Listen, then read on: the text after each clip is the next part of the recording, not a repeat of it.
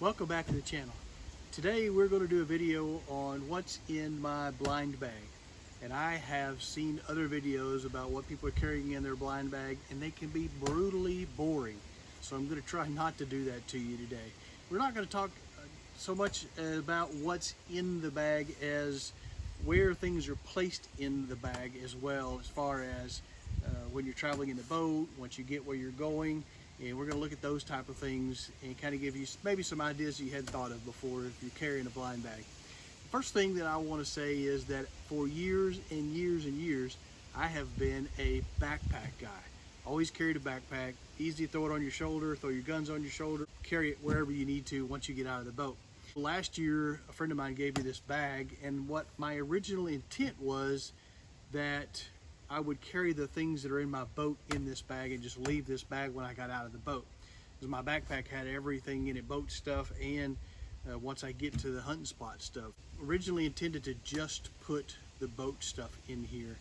And right about the time I started putting stuff in it and thinking about where I was going to put stuff at, the zipper blew out in my backpack. So I ended up putting everything in here. One of the things that I want to point out is the fact that all the things that are on the outside of the bag are things that I use while I'm still in the boat. One of the first things I'll grab when I get in the boat is my gloves. You notice they're right here on top, easily accessible. I like the gloves with the fingertips accessible. Once I get my coat on, then I can't zip the zipper on my coat because I got gloves on. These have worked out really nice. Fold that back. It's got a magnet so that the flap stays back. The neat thing about these is if it's super cold, you can also put a hand warmer on the inside to keep your fingertips warm. Generally, when I get where I'm going, that particular pair of gloves just stays in the boat. I don't actually put it back in here and take it where I'm going hunting-wise. This pocket right here was originally intended for glasses, like sunglasses maybe, and I put in here my GPS. It's a hard shell case, so it's protected against impact. I thought that would be a good place for that since I'm not carrying any glasses of any kind anyway. This outside pocket here has a flashlight in it, and it is the only thing in that pocket is flashlight. It has a clip on it, so I can actually, for instance, when I'm putting out decoys, I can actually clip this on a coat pocket or the waiter's pocket, and I've got light in front of me that I don't have to hold. And it's always in front of me, and whichever direction I turn, so does the light. Now, it doesn't turn with your head, which is the advantage, of course, of a headlight, but been coming handy. And again, it's in the outside pocket, accessible for inside the boat. I actually have lights everywhere in the boat. I don't really typically need a flashlight too much, even inside these hatches. I have one here and one in the front. Those are also lit, so I don't typically need it too much inside the boat. That's really more something that I'll grab as soon as I get to the spot where I'm hunting. If this is hanging off the side of a tree, for instance. This is the main tree strap that I use. This has got a really big hook on it, and I like that for being able to hang my gun on it. The other one that I carry, and to be honest, this is typically for someone who has forgotten their strap. It's easy to carry. This has a series of hooks on it. I like that aspect of it, but they're smaller hooks and they're just not as robust. That actually is not big enough to put my sling in, for instance. With this bigger hook, when you hang your sling on that, and as well as this bag, it's not going anywhere. And it holds it better, and sometimes you're focused on what's going on here and you don't pay attention as well. The better it's hanging, the better. I'll typically use that, and when somebody else needs one, they generally get that one. Inside, when you first open it up, actually, I got some pockets over here. I'll show you those too. This pocket has my neck gaiter in it. My float coat does not zip up very far. And if I try to put my regular coat on with my float coat, it's so bulky, you can't move around.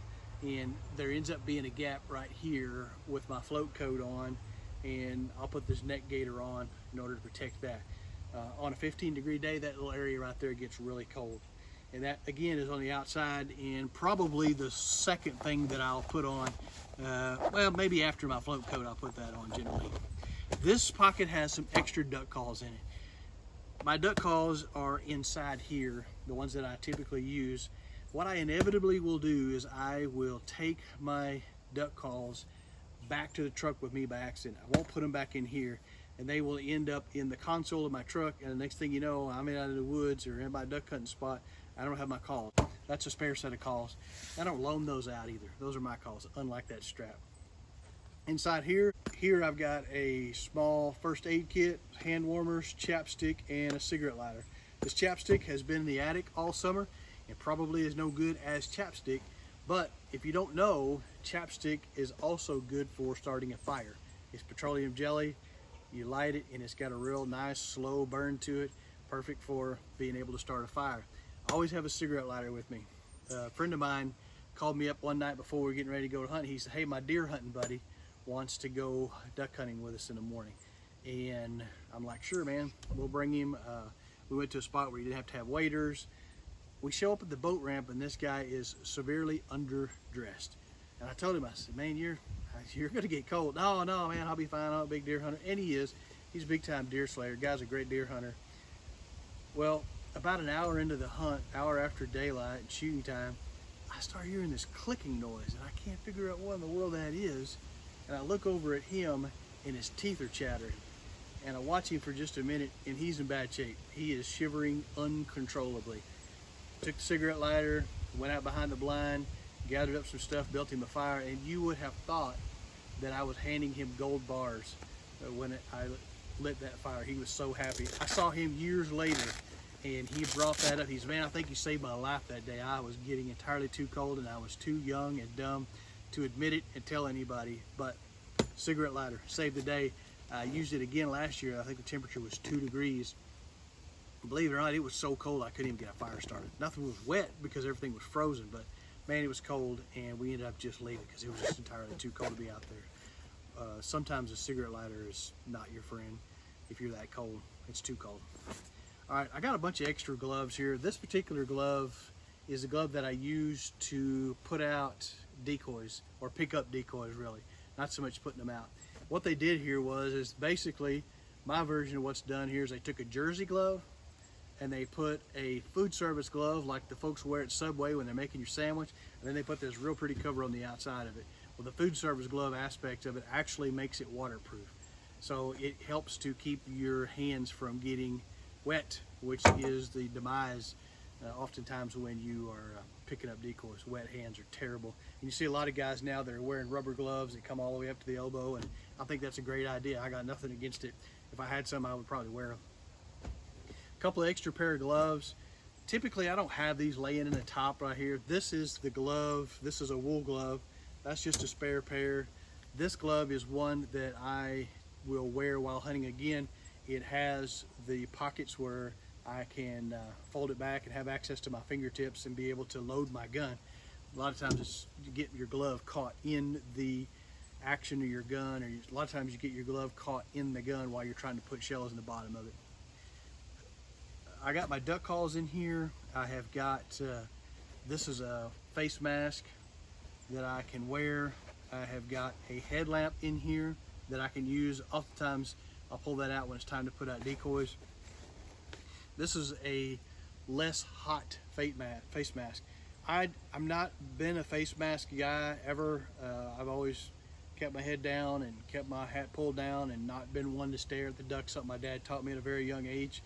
Since I've started filming and I have a GoPro attached to the top of my head, I decided I needed to cover my face better because I am trying to watch the ducks and get it on camera. I carry my shells in a neoprene belt, and I have a love-hate relationship with this belt. If you leave your shells in there, they will rust around the edges. Neoprene seems to draw moisture like this corn-fed gasoline that we have now. I hate that aspect of it, but the thing that I do like about wearing a shell belt is, we'll jump ship and change subjects just a second and talk about waders.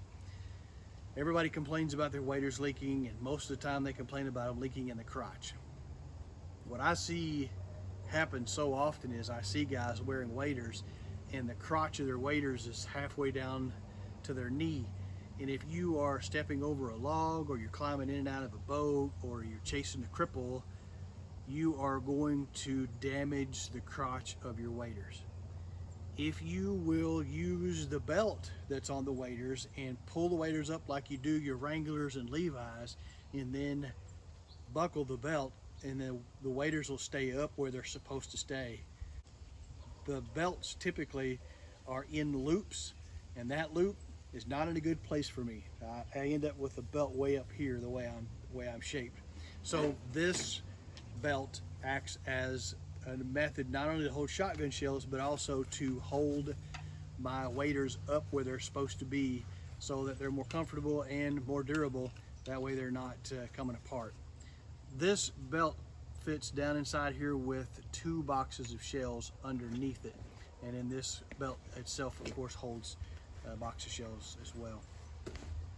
What I like about this arrangement with all these different pockets in it that's different than the backpack that I carried for years and years is nothing is under anything. And inevitably with the backpack, you reach in, you grab something and it's not what you wanted and it's underneath, and by the time you get to what you want on the bottom, there's a danger what's on the top is going to fall off and get wet or maybe disappear. I have actually lost a really expensive headlamp once before, and I went back in the following fall. I knew exactly which tree I was buying. I absolutely could not find it that day. Went back and sure enough it was laying there, and being a good quality expensive light, I was able to clean it up and use it. It worked. The most invaluable thing in this bag, the thing that is the difference between you killing ducks and not killing ducks, costs $14.99 at Academy, and that is the jerk string. This is, I checked on the website before I started this video, it is $14.99, and it has the string, it has an anchor, it has the clips so you can hook the decoys up to it, and this gnat is giving me trouble. He's got to go. It's in this convenient little bag. I am going to make some changes to this one, and I've actually had this thing for several years. I am going to, one thing that's always bugged me is the fact that this anchor is silver. If you paint it black, it's never going to stick, but I'm going to paint it black anyway just because it bugs me that it's silver. I don't really hunt any water that's that clear that makes a difference, but I'm still going to do it, and if some of it peels off, at least some of it will be black. This is the device that comes with it that you wind your string on. This is plastic, it's thin, it bends really easy. You see it's at an arch right now, and this line is tangled up on this device right now so bad it's not even funny. And I think I've come up with an idea to be able to wind it up more and unwind it easier. And because what's happening is you are winding this thing like this, and every time you wind it, you are literally twisting it. What I'm hoping to do is come up with a device that's more like a reel. I can remember as a kid I had a reel similar to that for kite string, and that's kind of the principle that I'm going for as I redesign this. And first thing I've got to do is stretch this thing out of the road and unwind it and try to get all the tangles and knots out of it. I did that beginning of the year last year, and it lasted maybe 2 hunts before it was so wound up it was uncontrollable to try and unwind it. Well, that gives you an idea of what's in my blind bag. Hopefully that wasn't too terribly boring. Maybe you got some ideas how you would do your bag as far as the stuff that you need initially or stuff you need in the boat is all on the outside, and as you get to the tree and get the bag hung on a tree, or you get to your spot and you get to where you can open it up and take things out of it.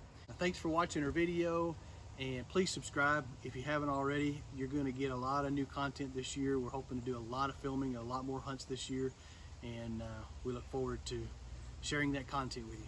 Have a good day.